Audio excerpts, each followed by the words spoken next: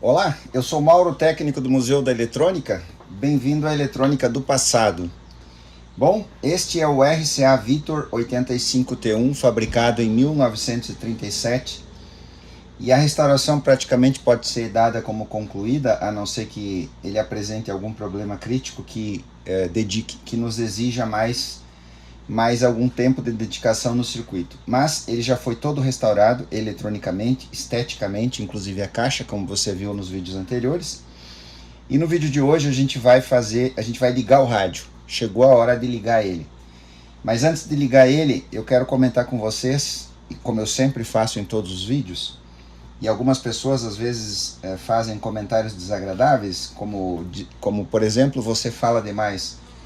E eu infelizmente tenho que silenciar para esses comentários, porque se alguém acha que eu falo demais, está no canal errado, com certeza. Bom, mas eu quero comentar que, dadas todas as dificuldades de um trabalho de restauração como esse, e mesmo você não sendo técnico, você vai entender o que eu estou falando, porque afinal de contas nós estamos em 2025, em plena era da inteligência artificial. E nada mais, nada menos do que 90 anos nos separam da época em que esse rádio foi fabricado, lá nos meados dos anos 1930, 1937. A gente pode afirmar que esse rádio foi fabricado em 1937, por todo o histórico documental que a gente tem dele. Mas a dificuldade teria sido muito, muito, muito maior se nós não tivéssemos um documento essencial aqui no acervo do museu, que é o volume 8. Na verdade nós temos todos os volumes dessa coleção. Esse se você não viu os vídeos anteriores, o volume 8 do Perpetual Troubleshoots Manual, de John F. Hyder. É um material incrivelmente fantástico. Aqui é um repositório numa época em que a única maneira que as pessoas tinham de compartilhar conhecimento era exatamente assim, os livros, e o único meio de comunicação que existia era o rádio. Então essa pessoa, John F. Hyder, ele fez esse trabalho fantástico, fabuloso, de reunir nesses compêndios, nesses livros, e esse é o volume 8, existem todos os outros volumes que nós temos aqui no acervo do museu. Você vai encontrar o vídeo aí no canal, onde o dia que nós recebemos essa coleção. E aqui exatamente no ano 1937, que é o ano de fabricação desse rádio, que a gente pode ver aqui logo na entrada. A gente tem que ter, no início do manual, a gente tem que ter muito cuidado, porque as páginas estão fragilizadas, mas aqui a gente já confirma o que a gente está falando. Olha lá. Copyright 1937 by John F. Hyder. Então esse aqui é o volume 8 de 1937, e aqui então a gente encontra as informações com relação a esse modelo de rádio. Aqui está ele, ó. Assim como outros rádios que existem, mas o que nos ajudou muito nesse projeto de restauração é ter o contato com esse documento original. Tá ali ele, ó, RCA modelo 85T1, e aqui tem as informações do receptor, é o manual de serviço, na verdade, tudo que a gente precisa, o esquema original, a montagem original do receptor. Depois aqui atrás a parte do alinhamento, que a gente ainda não fez. Você vai ver um vídeo com relação ao alinhamento, a montagem do chassi. Então se esse rádio fosse um kit, ele estivesse desmontado, com esse manual de serviço aqui do John F. Hyder, a gente montaria o rádio, faria a calibragem e alinhamento, e ele seria funcional. Por que eu estou falando disso aqui de novo, se eu já falei no vídeo anterior? Para reforçar ainda mais a importância, se você gosta da eletrônica antiga, que você dê valor para a documentação. Uma das coisas que aconteceu inevitavelmente quando fechava as eletrônicas ia tudo para o lixo. literalmente. Toda a literatura, todas as revistas, todos os esquemários, e a gente sempre fez um esforço muito grande para preservar isso aqui, e nos próximos dias eu vou fazer mais uma abertura de caixas de material didático que chegou aqui. 20 quilos de literatura chegou aqui para nós, e isso não é novidade, já aconteceu outras vezes e vocês verão. Como então é uma porção do John F. Hyder, aqui está aquela página ampliada que você viu ali, que eu mostrei. Aqui está o esquema, e aqui, essa aqui é da radiomuseum.org, mas tem lá também. Com certeza quem postou na Rádio Museum pegou lá do John F. Hyder, esse esquema. E aqui é o manual de montagem, então, física, né? A montagem física do rádio, como ele é montado no chassis. Todas as ligações, todos os componentes, todos os soquetes, todas as bobinas e assim por diante. Está ali, ó, John F. Hyder, Publisher, e está aí o que nos ajudou muito nesse projeto. Bom, o que a gente vai fazer agora? Nós vamos ligar o rádio. Qual é o setup aqui? Lâmpada série, Variac, para a gente iniciar com tensão baixa. Lembrando que essas válvulas a gente não tem como saber, mas essas válvulas provavelmente elas ficaram por décadas paradas. Nós substituímos nesse rádio somente a válvula 6 a 7, a nossa conversora osciladora, porque a válvula original do rádio está com defeito. As outras são as válvulas que vieram com ele. Então a gente não vai submeter o rádio logo à tensão de trabalho. A gente vai iniciar com metade da tensão de trabalho e vamos monitorando o comportamento das válvulas e o comportamento do circuito. Você vai encontrar um vídeo aí no canal que tem um título que é, na verdade, um título capcioso, justamente para criar polêmica, que nunca ligue um rádio valvulado. E tem pessoas que não assistem o vídeo e comentam criticando o vídeo, sem ter assistido por causa do título, mas essa foi a intenção. Então, válvulas são componentes delicados, e eu não vou explicar o vídeo, você vai lá e assiste, enfim, mas eu quero motivar você mais uma vez a não ligar um rádio valvulado que estava parado, você não sabe por quantos anos. Então eu vou montar o setup aqui, como a gente sempre fez.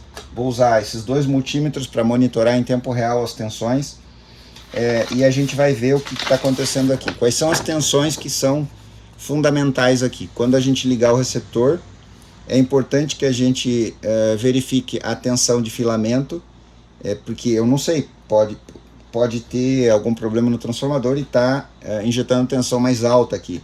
Ou o contrário, o transformador pode estar com defeito e quando as válvulas entram em regime de funcionamento, essa tensão cai. Então, se a gente não monitorar, não é necessário monitorar em tempo real, mas a gente precisa medir essa tensão de filamento para saber se está tudo bem. E a gente precisa medir essas tensões aqui. A tensão que ele está gerando na saída da válvula 80, para a gente saber quantos volts tem aqui, em cima do capacitor de filtro C24, e em cima do capacitor de filtro C23, depois do nosso choque, que você acompanhou aí nos vídeos anteriores que a gente enrolou ele. Então é isso, vamos ver o que vai acontecer. Eu vou montar o setup e já volto no vídeo. Bom, setup montado, e eu recomendo fortemente que, se você é hobbyista, é estudante ou mesmo colega técnico, você não ligue, não tente trabalhar com rádios valvulados sem você minimamente ser capaz de montar um setup como esse, que não tem nada decepcional. Você só precisa de mais de um multímetro que seja confiável e que lhe dê as leituras de tensão. Uma outra coisa fundamental que eu recomendo jamais trabalhe com rádios valvulados em bancada sem um transformador isolador, um isotrafo. Isso é extremamente fácil de conseguir. As empresas, os profissionais que enrolam transformadores fazem com muita facilidade um isotrafo para que você use na sua bancada. E assim você vai evitar acidentes. É bom lembrar também que a manipulação de um rádio valvulado, ela envolve riscos à vida humana, porque você vai ter altas tensões que trabalham principalmente naquilo que nós chamamos de tensões anódicas, que são nos ânodos das válvulas, e que você precisa ter cuidado e não encostar nisso aí, você pode se machucar. Bom, sem falar naqueles rádios que não tem transformador, e aí a situação piora, porque o rádio que não tem transformador, ele eventualmente pode colocar a fase da rede elétrica no chassi. Nesse caso nós temos transformador. Então o que nós vamos fazer aqui? Primeiramente nós vamos monitorar a tensão no filamento, no pino 4 da válvula 80, que é onde ela entrega para a filtragem. Originalmente C24 é 10 microfarad, nós vamos usar aqui, já instalamos um 22 microfarad, e depois vai passar pelo choque, que você viu nos vídeos anteriores, o choque que fica lá no alto-falante, que tem a dupla função de fazer a filtragem para que os 120 Hz, os resquícios de 120 Hz que tem aqui na saída da retificadora, não passem para o rádio. Então o choque vai fazer isso e também servirá de ímã lá para o alto-falante, como nós já falamos nos vídeos anteriores.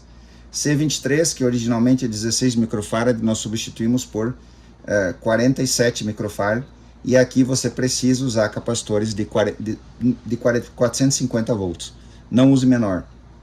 É importante usar capacitores de 450 volts aqui. Bom, então nós vamos monitorar nesse ponto e com o multímetro azul. Multímetro azul, a tensão então retificada e filtrada. Multímetro vermelho, a tensão depois do choque aqui. E vamos também testar, usando esse outro multímetro, vamos testar a tensão que teremos no filamento. Qual o procedimento então para a gente não causar dano ao receptor? Usando variac, ligado na lâmpada série, isso é fundamental também. Jamais, em hipótese alguma, trabalhe num equipamento valvulado sem ter uma lâmpada série. Nós temos mais de uma aqui, mas eu vou usar essa da bancada, que é a que eu mais uso, que está ligada naquele instrumento lá, que me dá algumas leituras muito importantes, que são a corrente e a potência que o equipamento está drenando do variac. Isso é importante principalmente porque se você já trabalhou com um rádio como esse, ou quando repete o equipamento, você acaba se acostumando com a potência que esse equipamento consome. E tanto equipamentos modernos como esse de 1937, ele tem aqui os parâmetros, olha só. Você tem aqui Power Supply Ratings. No caso do A, ele tem opções diferentes por regiões diferentes, claro, né? Então ele tem aqui de 105 a 125 volts, 50 a 60 ciclos, 75 watts. Então está aqui o consumo do receptor, 75 watts. Claro que deve ser um consumo médio, porque vai depender um pouco se ele está com áudio, sem áudio, volume baixo ou não. Então, ligada a lâmpada série, o que a gente vai fazer? Eu já vou deixar ligado aqui, eu vou deixar ele ligado já aqui, vou deixar o volume aqui, mais ou menos 1/4 do volume, multímetros ligados, e considerando que esse transformador, e eu ainda não sei, porque veja bem, às vezes eu falo nos vídeos e pode ser que alguém não acredite. O receptor chegou aqui, já faz alguns meses, a gente já trabalhou um bom tempo nele, ele foi totalmente desmontado, como você já viu, a tal ponto de a gente poder pintar o chassi por cima para deixar uma estética melhorada. Depois foi corrigido todos os problemas, depois foi remontado, depois foi trocado os componentes danificados, esgotados, e aqui a gente encontrou outros problemas, porque esse receptor já tinha sido mexido por alguém, e tinha erros aqui no circuito, erros que a gente não sabe se foi por engano, ou talvez até por má fé. Infelizmente isso existiu na eletrônica do passado. Se você não sabe disso, no passado existia uma coisa horrível que acontecia nas eletrônicas, era o técnico, aí não posso chamar de profissional, o técnico que não era um bom caráter, ele dava orçamentos errados, e se a pessoa não fazia o orçamento, ele dava um jeito de condenar o equipamento, o aparelho, seja que fosse uma televisão, um som, um rádio, para que não pudesse mais ser consertado em outro lugar. Mas isso é passado, serve de exemplo para você do que não deve ser feito. Bom, vamos lá então. Qual a metodologia? A gente vai subindo a tensão aqui até 50% da tensão de trabalho do equipamento, se ele for 105, 125 volts. Eu não sei se porque esse rádio foi fabricado para trabalhar no Brasil, Então talvez ele seja 220, mas a gente vai descobrir agora, né? Vamos lá então? Vamos levar isso aqui a 50 volts. E se a gente tiver um curto-circuito, a lâmpada série vai acender. Olha só as tensões já aumentando aqui. Olha lá. Como eu disse, a gente tem aqui, ó. A gente já passou de 200 volts aqui, ó. A gente já passou de 200 volts. Aqui a gente tem no retificador. E aqui a gente tem depois do choque. Claro, como não tem consumo, então a tensão permanece. Vamos ver como é que está o filamento. A gente precisa dar uma olhada no filamento. 2,83 volts, ok. Era o que eu queria. A gente tem aí metade, um pouco menos de metade da tensão de filamento, que deve ser 6,3 volts. A partir do momento que as válvulas começam a emitir, a emissão começa, a gente já começa a ter uma queda de tensão normal, porque a gente está através da lâmpada série, e não está indicando curto. Se é importante para você, se você ainda nunca viu isso, se tivesse curto, a lâmpada iria acender. Mesmo ela iria acender fraco, tudo bem, mas como ela não acendeu, até esse momento não temos uma indicação de curto-circuito. Tensões que são importantes, a gente tem outras tensões aqui que depois a gente precisa verificar. Tensões que alimentam o setor de RF, a gente pode dar uma olhada, ó. 135 volts, está normal. Agora, este multímetro azul, ele está em cima desse capacitor de filtro, porque o referencial aqui não é direto à massa. Então eu tenho 160 volts aqui, na fonte de alta tensão, e depois do choque, logicamente, eu tenho 150 volts, 153 volts. Mas eu disse que o rádio tinha mais de uma fonte. Por que eu me refiro a isso? Porque se a gente olhar para a linha de mais B, e eu destaco ela de propósito, uma coisa importante é uma coisa que eu sempre faço. Eu não sei se você tem esse hábito, mas eu estimulo você a fazer.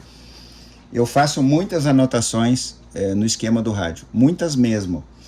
Então, por exemplo, a linha de mais B, ela é importante para um projeto de restauração, porque vamos supor que na hora que a gente está fazendo a restauração, e se você olhar para esse circuito, você vai notar que a gente teve que trocar alguns condutores. Aqueles condutores vermelhos, os originais estavam muito deteriorados. Então a gente usa, logicamente a gente usa o fio moderno, que é o que a gente tem, mas a gente usa ele o mais opaco possível. A gente tenta não usar fio brilhante, né? É bem difícil isso em 2025. Então, imagina que a gente está fazendo essas trocas dos fios deteriorados e a gente se engana e liga essa linha de mais B no lugar errado. Essas válvulas, todas elas, aqui eles falam detector osciladora porque era como se referia na época. A gente pode dizer conversor osciladora, a nossa amplificadora de EFI, a nossa detectora, controle automático de volume e áudio, saída de detectora de pré-amplificadora de áudio, e a nossa power output, a nossa válvula de áudio. Todas essas válvulas, você pode notar que elas têm polarização direta à massa. Os catodos delas estão à massa. Imagina você ligar errado esse mais B aqui. Digamos você ligar esse mais B numa das grades, ou você deixar a válvula sem a ligação correta das grades, principalmente na válvula de saída de áudio. Se a gente não tiver uma tensão negativa na grade da válvula de áudio, ela esquenta o transformador a tal ponto que ele abre e queima a válvula. Aliás, é um bom teste. Vamos ver que tensão que a gente tem aqui na grade da 42. Então vamos lá. 42 está aqui. A grade dela fica no pino 2, exatamente aqui. E aqui tem uma outra, ou melhor, desculpa, pino 2 é o anodo, pino 4 é a grade. Uma boa coisa que você tem que fazer quando você for trabalhar com rádios valvulados é baixar o datasheet de todas as válvulas e conferir as pinagens e analisar as válvulas. Você precisa conhecer o que você está mexendo, senão você fica tateando no escuro. e você pode causar danos e defeitos que o rádio não tinha, você causa, e isso vai complicar cada vez mais a sua própria vida. Então vamos ver o que a gente tem na grade da 42, considerando que a gente está com metade da tensão de trabalho. Então vamos lá, a gente tem aqui filamento, pino 1, pino 2, pino 3, pino 4. Vamos ver que tensão que a gente tem aqui. A gente necessariamente precisa de tensão negativa. Olha lá, legal. A gente está com 1,59 volts. É claro, a válvula ela está trabalhando com menos de metade da tensão. A gente tem aqui a tensão de filamento, a gente pode ver em cima da válvula a tensão de filamento. E a gente tem aqui, vamos lá, aqui 2,85 volts. Então essa válvula não está emitindo, ela não está polarizada da maneira correta. Vamos ver se a gente tem algum sinal de áudio. Não tem, porque se a gente tivesse, o volume está todo aberto. Se a gente tivesse, se a válvula estivesse funcionando e a gente encostasse no pino 4, a gente teria áudio, né? Mas a gente não tem. Então vamos ver aqui no volume. Vou encostar a mão aqui. Não, a gente não tem nada de áudio, mas isso é de se esperar. Bom, o que eu vou fazer aqui? Eu vou pausar o vídeo, eu vou deixar o rádio 30 minutos nessa condição. Exatamente 30 minutos. Você pode estranhar isso, mas eu quero que as válvulas entrem num regime de trabalho, elas estão, digamos assim, pré-aquecidas. Os filamentos estão acendendo, mas sequer são visíveis, porque elas estão pré-aquecidas, porque os filamentos de 6,3 volts estão trabalhando com 2,85. Eu vou deixar por 30 minutos esse rádio parado assim. Está tudo bem com ele, as tensões é o que a gente espera. Não tem nenhuma possibilidade de dano. E depois de 30 minutos eu volto e aí nós vamos aumentar a tensão até chegar a 105 volts. E aí a gente vai descobrir se esse transformador de força é 105 ou 220 volts. Até mais. Ok, um pouco mais de 30 minutos.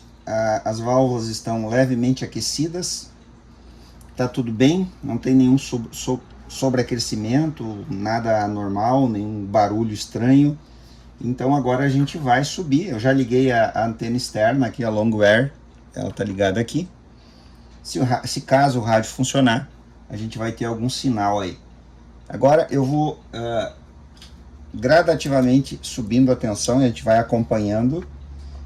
A gente já tem alguns parâmetros de tensão que a gente pode acompanhar. E aí a gente vai ver aí o que a gente vai encontrar. Vamos lá então. Bom, vamos lá. A tensão que a gente espera encontrar na saída da válvula retificadora é algo em torno de 300 volts, um pouco mais ainda. Talvez até uns 340 volts. A gente vai começar a subir gradativamente aqui. Eu espero que seja visível para vocês a tela aqui do voltímetro do Variac. 56, 60, tudo bem, 70, 80,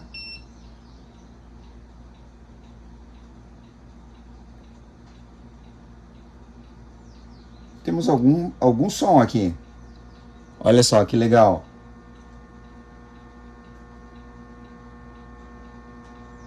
Eu vou deixar em 105 volts. 105 volts. Ok. 330 volts. 269. Depois da bobina de campo. Não temos curto-circuito.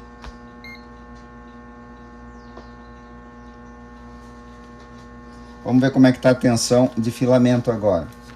O filamento pode ir a 6,45 volts.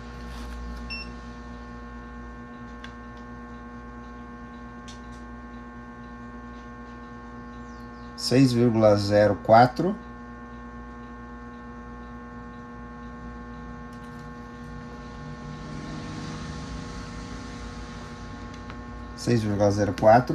Agora, qual é qual é o próximo teste fundamental que você tem que fazer?